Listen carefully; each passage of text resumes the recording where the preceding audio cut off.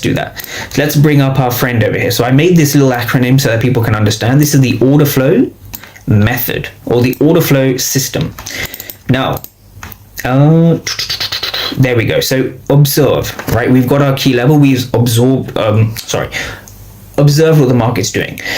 Now we want to read a couple of things, right? So we sort of want to read what is going on. So we have the buyers, and so we got the sellers and buyers. We understand that buyers were aggressive here, and we break the downside, right? That's kind of O as well. We're observing what's happening with reading what we need to read, right? We're not trying to gamble off candles. We're not guessing and gambling. We're reading and reacting.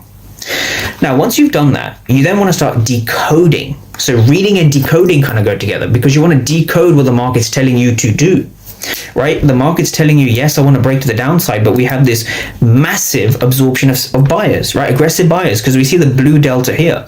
So if you see a lot of aggressive buying over here, what does that tell you, right? It tells you that they're being absorbed, right? The technical term is they've been absorbed. Right? Now, exhaustion, as you can see here, I know the writing's a bit small, let me make that bigger. Exhaustion, think of exhaustion as what it means literally.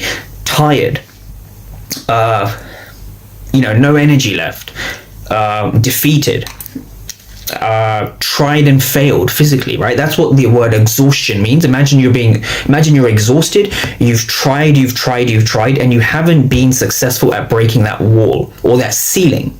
This is how the market creates a ceiling, and this is how resistance is formed. This is how supply is formed, right? So supply is formed when there's an exhaustion of buyers, aggressive buyers.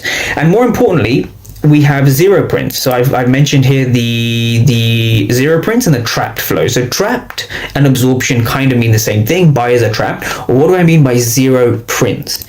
Zero prints are one of my favorite ways of trading, because having a zero print increases the likelihood of a reversal from that point. Now, in this case, what's interesting here is we actually had a zero here. So we had 0 for 67. We then had 0 for 29. We then had 0 for 21. We actually had